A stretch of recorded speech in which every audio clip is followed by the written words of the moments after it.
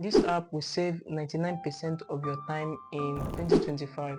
And this is why I said so. I used to think the world is the most busiest place, not only when my mind tilted to the internet, which you and I are both a victim of, as we are caught up scrolling mindlessly on social media, leading to distractions that fuels procrastination and less productivity. The worst part of it is that you are aware of it, and so do I. But we are helpless because when we decide to take our life serious, we still end up at the same position of mindless scrolling. I even deleted Facebook and Instagram a certain time, as they were the chief distraction I had on my phone at that time, only for me to realize that my action does not solve my problem, because later I ended planning another app, the chief of my distraction. So one day while I was scrolling mindlessly on YouTube, I stumbled upon Ali Abdah's video where he was giving his recommendation on how to become productive by avoiding mindless scrolling on social media.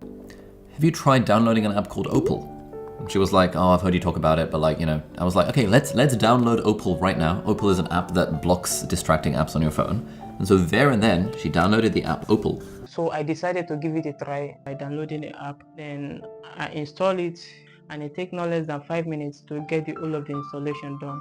When the app finished installing, on opening it, I realized that it has 3 menus, which is the home, the blogs, and the profile. These are the things you need to know about the home screen. So from the home, we have the gemstone wallpaper, which is the Opal wallpaper, and we have the screen time. As you can see on the screen, there is a focus score there that determines how well you use the productive app to the distracting apps. So if the rate at which you use the distracting app is lesser, then the focus score is expected to be higher. There is the pickups. The pickups indicate the number of times you pick up your phone to unlock to either use the productive app or the distracting app. And there is the distracting app that is being blocked. And there is also the screen time for each hour, dictating the apps that are productive and the apps that are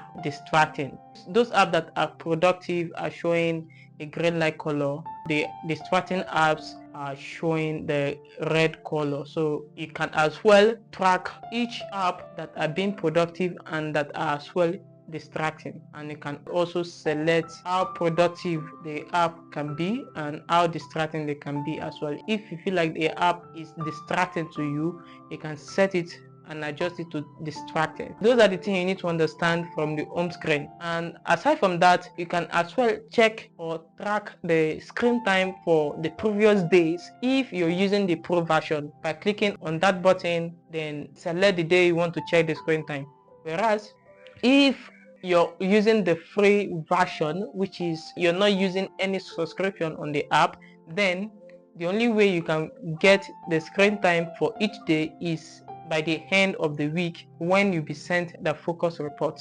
The next menu is the block menu, and this is where things get interesting, because if you're using the pro version, you have unlimited access to all the features of the Opal app or the screen time app. But if you're using a free version, then there are limits to some of the things you can do, which means from experience you can only be granted one schedule section. You can make use of app lock and you can make use of app limits, and how you make use of it determines how well it will block off all your distracting app on your phone. Now the first thing you need to do when you're making use of this, or when you're at the block section, or when you decide to create a block, it is either you click on the plus button at the top there to initiate that, or click on the schedule section to create one. When you are at the schedule section, you're expected to create an app group, which means you make some selections of the app that you want to block, that you want to schedule for block at any interval, or at the interval that you feel like you need to be focused. So using the schedule section tab, then it means that you intend to create blocks of events. If you're using the pro version, I think you have an unlimited access of creating several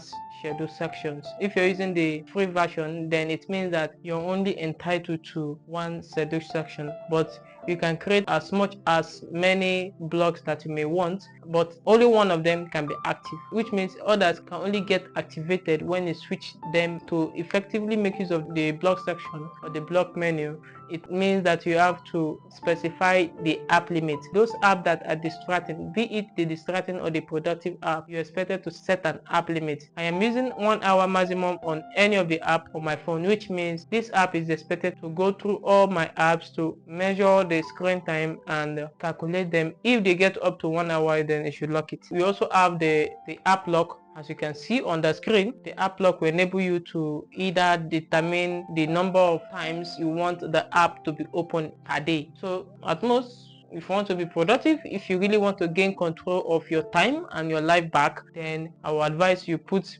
maximum of 5 unlock, which means if at all you are to make use of those distracting apps, then it shouldn't be more than 5 times a day. And using the pro versions, you have already created template that you can actually activate or start using immediately. The profile menu is the last menu of the app, and you can either be a guest or sign up to become a user, an active user. Whether you're a guest or an active user, I believe the app still works the same.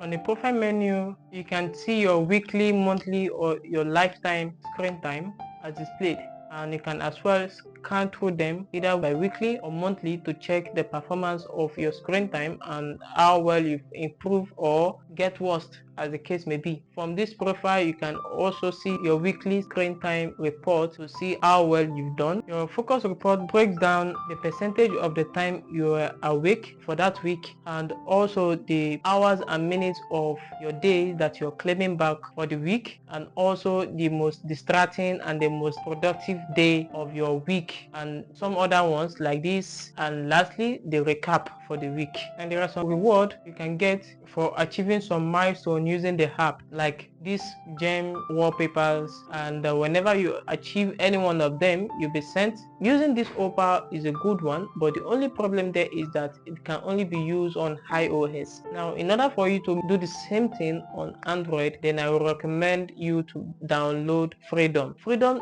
do the same thing, with the only disadvantage that you cannot schedule section except you're using a pro version of it. Whereas for Opal, you can schedule a section, which means you're entitled to one free section from the app that will automatically activate when it is time for it to block your distracting apps. Whereas for Freedom, reverse is the case. You're expected to initiate the block or activate the block when you want to use it. I've also used Freedom, and I can vouch that it is also a good app that does the same thing or the same way like Opal. And you can also find some article on Freedom that talks about distracting app and how you can help yourself out of the busy internet. So if this video is helpful, do not forget to like, comment your thoughts, and subscribe to the channel.